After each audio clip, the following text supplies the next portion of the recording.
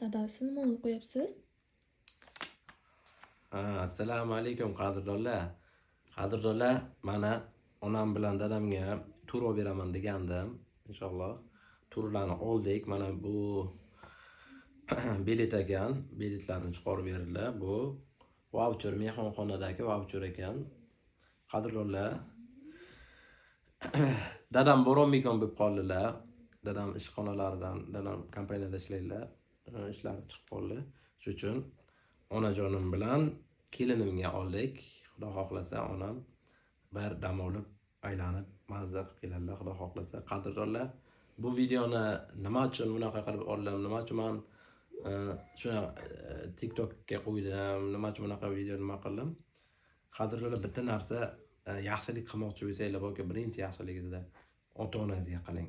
Qancha ota-onangizga yaxshilik qilsangiz, balki Alloh baraka beradi.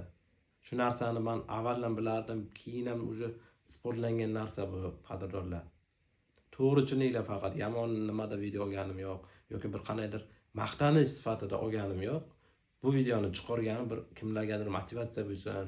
Mana qo'lingizdan kelgancha yaxshilik qiling. Masalan, boy bo'lish shart emas, puli bor bo'lish shart emas.